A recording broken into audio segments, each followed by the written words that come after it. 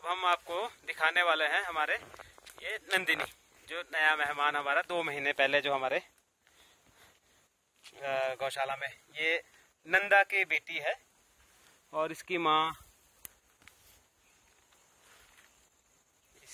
हम दिखाते हैं आपको। ये रही इसकी माँ।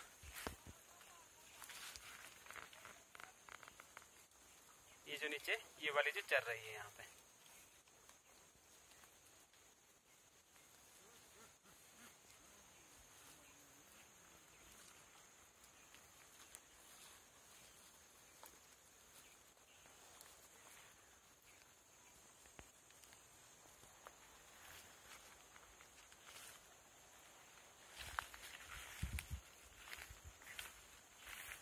ये राहुल जी है और ये सभी बच्चे राहुल जी को चाटने के लिए आगे आ गए। ये देखिए, आप अब वृंदा के दर्शन जो करना चाह रहे थे, अब देखिए। तो ये नंदिनी है छोटी, ये शंभू है पीछे। और ये सारा दिन यहाँ पे खेलते कूदते, और इस मैदान में यहाँ पे जो पहाड़ी की बिल्कुल चोटी पर है।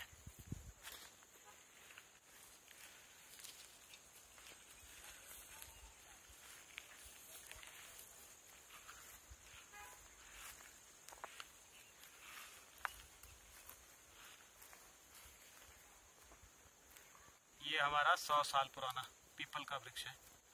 तो गाय सारा दिन चरने के बाद यहाँ आके सो जाती है। और यहाँ ऊपर पानी की व्यवस्था सारी है। मंदिर, शिव जी का मंदिर है, और यहाँ पे इसके साथ ही एक टैंक बना है, तो यहाँ पे पानी की व्यवस्था सारी इस यहाँ पे रहती है।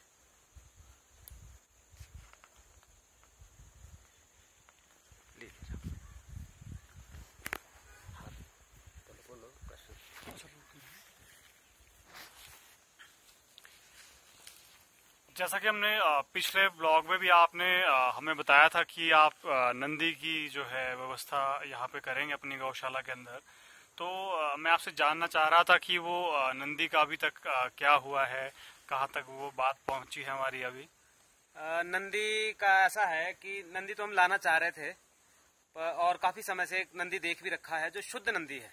वैसे नंदी तो बथेरे सारे हैं, बहुत सारे, लेकिन हमारा जो काम है वो शुद्ध पहाड़ी नस्ल पे है। तो इसलिए हम जो नंदी यहाँ पे लाएंगे वो बिल्कुल शुद्ध रहेगा, शुद्ध नस्ल का होगा। पर जहाँ पे पर वो नंदी है वो उसके कुछ पैसे ज्यादा मांग रहे हैं, तो इतना हम आर्थिक रूप से अभी सशक्त नहीं है।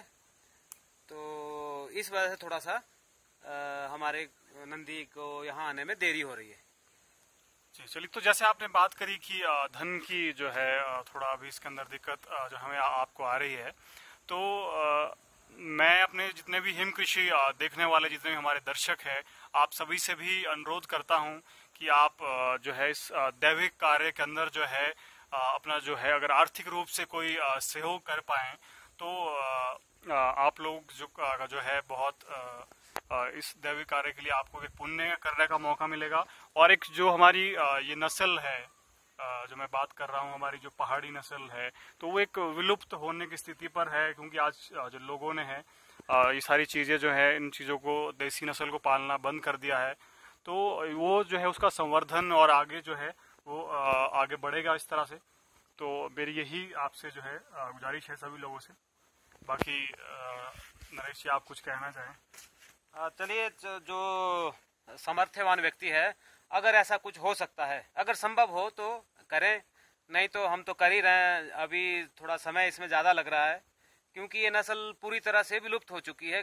बोलते तो हैं लोग कि भाई हमारे पास पहाड़ी है, ऐसा है, पर जब जहाँ पे वो फोटो भेजते हैं हमारे को कि भाई ये पहाड़ी है कि नहीं है, तो ज्यादातर लोग, 99% लोगों के पास वो दोगली है या जर्सी है, उसी को ही वो पहाड़ी समझ बैठे। और लेकिन ये जो अपने पहाड़ की जो काले रंग की शुद्ध जो पहाड़ी नस्ल की गाय है, इसके जो गुण है वो अन्य हमारी देशी नस्ल की गायों से कई गुना अधिक, बहुत ही ज्यादा, मतलब ये गुणकारी इसका जो गोबर, गौमूत्र और दूध, घी, इसका बहुत ही गुणकारी है और चमत्कारिक है।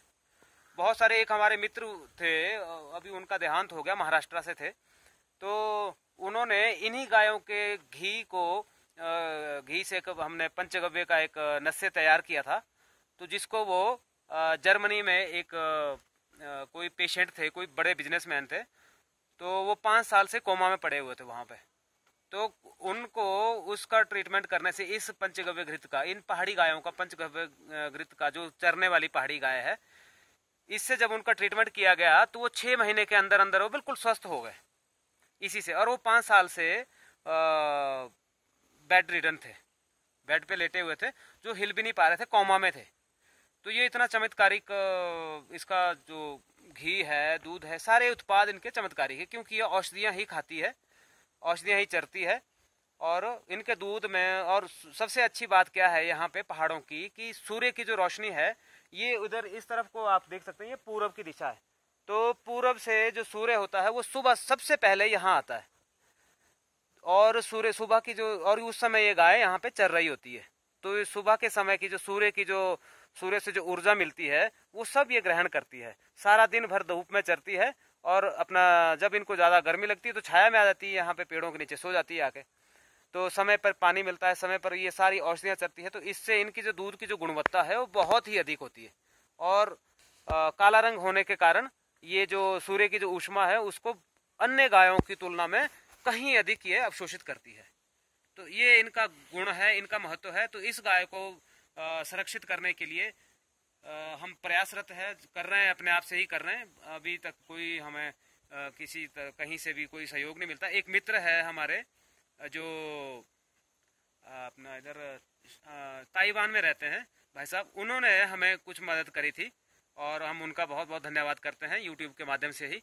और तो ऐसे भी बहुत सारे लोग हैं जो समर्थवान है, जो गौ सेवा के लिए कुछ करना चाहते हैं, तो हम उनसे भी आग्रह करेंगे कि अगर कुछ संभव हो सके तो आप ज़रूर इन गायों के लिए करें।